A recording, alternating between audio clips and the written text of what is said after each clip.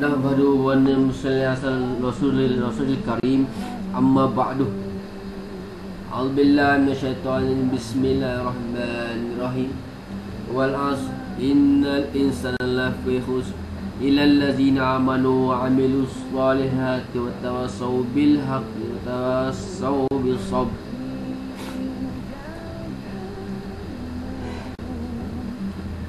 Saya memulakan ucapan ini dengan menyebut nama Allah SWT yang sangat mulia, sangat agung. Semoga dengan berkat dan inayah Allah SWT kita semua dapat bertaufik dan mendapat hidayah Allah SWT.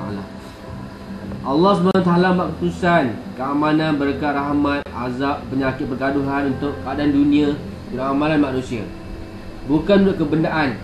Seperti peniaga kira akaun dan kemudian buat keputusan untuk perniagaannya seperti peniaga kira akaun. Ada yang tiap-tiap hari, seminggu sekali, sebulan sekali, setahun sekali. Allah buat keputusan setahun sekali, iaitu pada 15 Syaban. Wallahualam. Allah SWT bagi kesusahan untuk tarik balik seseorang itu kepadanya. Jadi seorang bapa marahkan anaknya bukan sebab dia benci padanya, tapi sebab dia sayang kepadanya. Semua ujian dari Allah SWT. Kemiskinan adalah ujian, kekayaan adalah ujian. Kemiskinan adalah ujian, kekayaan adalah ujian. Seorang tidak terkesan dengan keadaannya dalam ujian ini, Allah SWT perintah supaya segala ciptaan tunduk kepada orang tersebut. Seorang mukmin apabila dalam keadaan kaya, dia tidak sombong dan ego. Apabila dalam keadaan miskin, dia tidak takut dan undur. Orang beriman memang diuji. Seperti ayat walanabulusunnakum, untuk mengatasi ujian-ujian ini.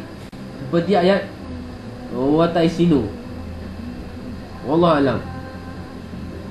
Mereka perlu bersabar, yakni atas pendirian mereka terhadap Allah SWT, dan bersolat, yakni membawa perintah-perintah Allah SWT.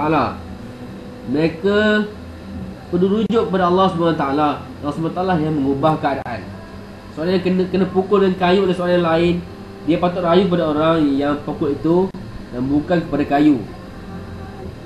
Orang beriman lebih kesusahan sebagai ujian supaya mereka dapat kemajuan. Orang tak beriman lebih kesusahan sebagai azab. Itulah kalau kita balik dari jalan Allah SWT dan keadaan keluarga di sebagainya tidak baik, jangan salahkan karkun, iaitu orang yang berusaha agama, buruk sangka karkun dan tidak ikram keluarga sebagainya. Itu juga kalau keadaan semuanya baik, dan jangan sangka sebab pengorbanan kita keluar. Lalu semua keadaan rujuk pada Allah SWT. Macam mana kita rujuk pada Allah SWT? Dan fikir semua adalah kehendaknya. Kita rasa asbab kita dalam jadi baik, bahaya nanti dalam ujung akan riak dalam diri kita. Kalau ada satu terbaca satu Syekh Qadir Jailani radhiyallahu anhu, yang juga seorang pedagang. Sekali dia beritahu bahawa kapal dagangnya bersama semua muatan yang telah hilang. Dia berkata, Alhamdulillah. Beberapa kita kemudian diberitahu pula bahawa tadi tidak betul dan kapal dagangnya masih selamat. Dia berkata, Alhamdulillah. Murid-muridnya yang ada bertanya kepada Syekh, kenapa dia tidak menunjuk Quran yang menyatakan bahawa dia ditimpa musibah dalam bahasa Inna lillahi wa inna ilaihi raji'un. Syekh mengatakan dia bahawa bukan membaca kerana keadaan kapalnya, tapi kerana hatinya. Dia memuji Allah SWT kerana dalam dua-dua dan hatinya tidak terkesan. Rasulullah SAW mendidik sahabat-sahabat supaya taat kepada Allah SWT dalam semua keadaan. Kita kena belajar buat usaha ini dalam semua keadaan, suka atau tidak suka.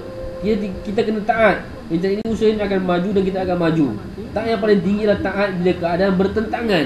Dengan taat sebegini, Allah SWT berusaha yang terdapat dalam amalan-amalan lain. Asas tazkiyah dan tafakur adalah sifat, bukan duit. Orang yang tidak berduit boleh dihantar ke negara jauh. Mereka belajar minta kepada Allah SWT. Orang berduit boleh dihantar jemaah tempatan jalan kaki. Mereka boleh belajar taat. Keadaan kehidupan Rasulullah SAW dan sahabat Allah sebagai contoh untuk kita buat usaha.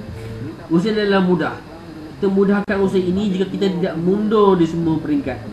Prinsip usaha ini kita dapat dari Nizamuddin. Kita boleh rujuk ke sana, rujuk pada ijtima'i. Usul infradi itu tidak menjadi usul untuk semua. Ta'ala kepada Allah SWT. Rasulullah SAW dan Amir atau Syura dan buatlah kerja bersatu hati untuk baca usul ini pula keluar dari zona yang rosak dan usul lain, insyaAllah.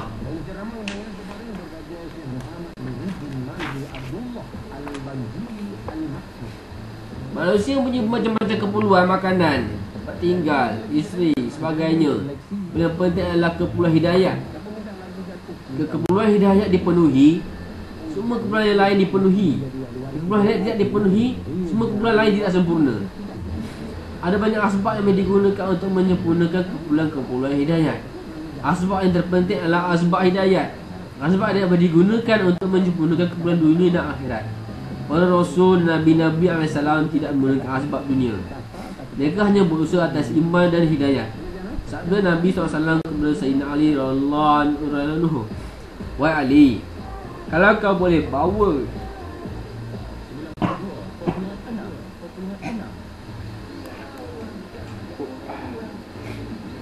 Wahai Ali, kalau boleh bawa satu orang kepada hidayah, itu lebih baik daripada unta merah.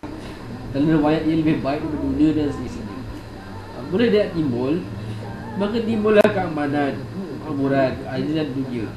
Hidayat membawa perasaan simpati dan tolong menolong. Hidayat menghapuskan perasaan buruk dan balas dendam.